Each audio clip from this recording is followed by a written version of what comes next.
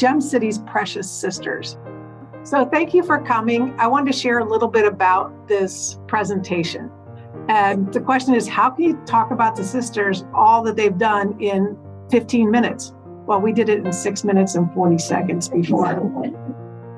PK stands for Pecha Kucha, which is an idea sharing platform that started in Japan a while ago. There's 1,300 cities around the world that give these talks, and Dayton is city 168, so they're early adopters. What it is that it's a way to share these ideas in a quick format. So the format for Pecha Kucha is 20 slides, 20 seconds a slide. That's fast. We spoke very quickly at PK. We thought for today we would speak a little slower. We can't say everything, in 20 seconds. So Sarah and I sat down and were really intentional about how we put this together. The words we chose, the things we tried to include, and it was really hard to not include more things. We wanted to say a lot more. Chip and I have been going to PK Talks for about 10 years.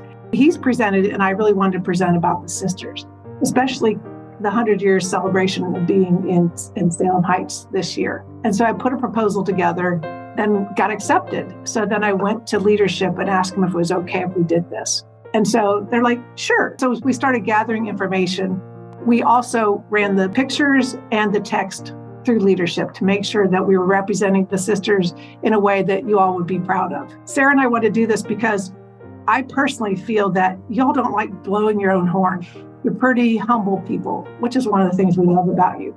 And so this is a way for us to share all the good things, not all, because it's only 6 minutes and 40 seconds, some of the good things about the sisters in the city of Dayton. So I just want to give a little bit of that background so you kind of know why it is the way it is.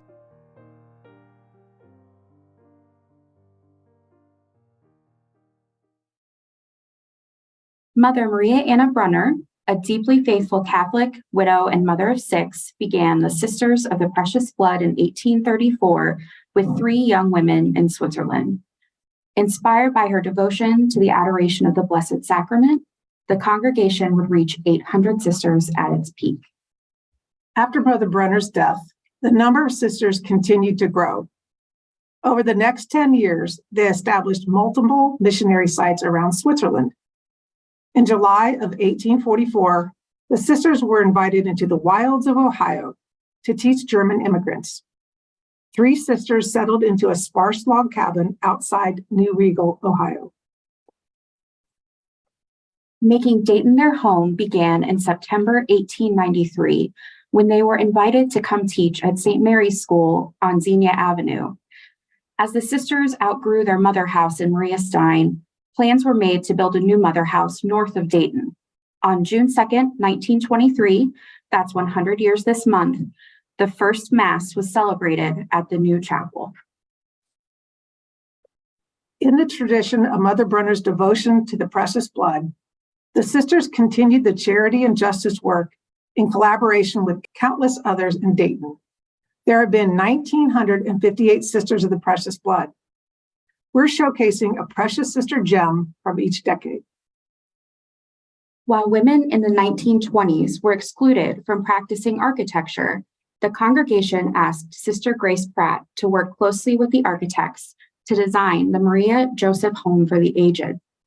Its 5 wings extending from a central rotunda assured maximum daylight and cross ventilation. This was strikingly progressive. Responding to the needs for teachers with college degrees, in 1915, the congregation began sending sisters to obtain the required credits to receive bachelor's and later master's degrees. In 1924, many took college courses at the new Mother House, which was affiliated with the University of Dayton. Valuing higher education continues today. In 1936, Sister Friedberga Jaeger was appointed to run St. Joseph Orphanage, currently the site of the Glen. She was known for her expertise in negotiating delicate situations with state authorities, local business persons, parents, and guardians. Her fairness was laced with deep compassion for children. From 1935 to 1950, Sister Mary Petronella Schroeder studied and worked at a graduate school in Cincinnati, founded by Archbishop McNicholas, that strived to promote harmony between faith and science. She was a part of cancer research efforts, including studying marine animals. Sister Petronella received her PhD in 1948. In 1950, at 63, Sister Rosetta Weber was assigned to St. Rita School in Dayton as teaching principal and organist. As a gifted motivator, she encouraged teachers and students to civic action by leading a Get Out the Vote campaign and comparing the platforms of both political parties for the 1952 elections. In 1966, as president of the congregation, Sister Rosella Hess guided the sisters through the many changes of Vatican II with a sense of vision, courage in making difficult decisions, commitment to preserving the bond of charity, and the spirit of prayer. She often remarked as to how history would understand and interpret these times.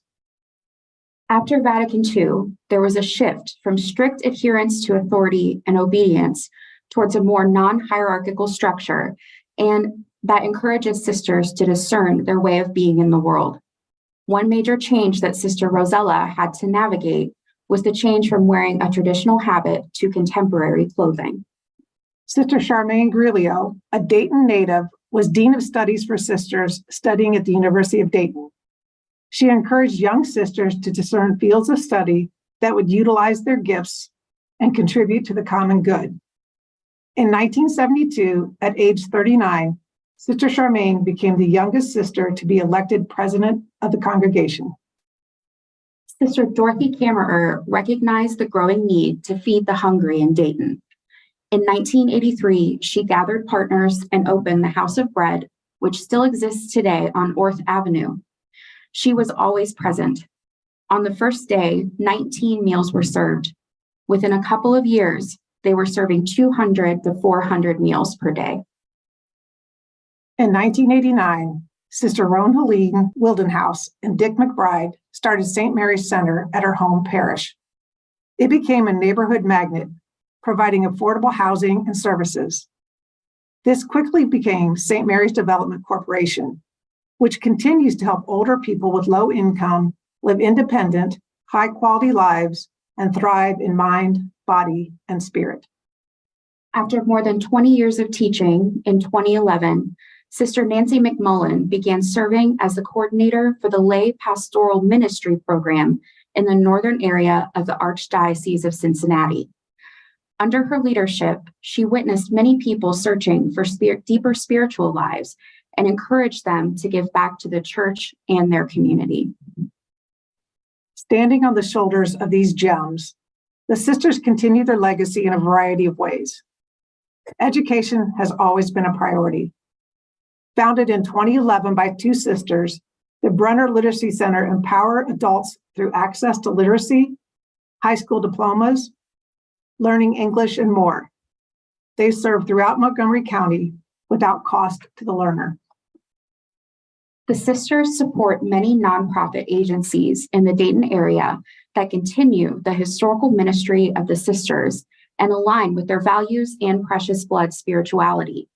Some of these are Catholic Social Services, Homeful, Habitat for Humanity, Gem City Market, Food for the Journey, Miami Valley Meals, and Bridget's Path. As the early sisters were ecologically minded and self-sufficient, the congregation continues to respond to the care for creation. Their efforts include installing solar panels, supporting a community garden for new Daytonians, and creating scholarship opportunities such as the Precious Planet Award for students exploring environmental science fair projects.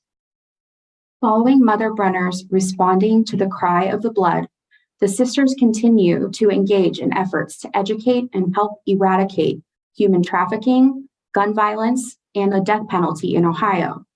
They participate in political advocacy and peaceful actions such as monthly homicide vigils and an annual soap project.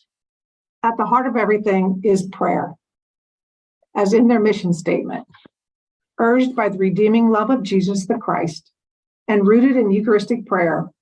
We sisters of the precious blood proclaim God's love by being a life-giving, reconciling presence in our fractured world. The end.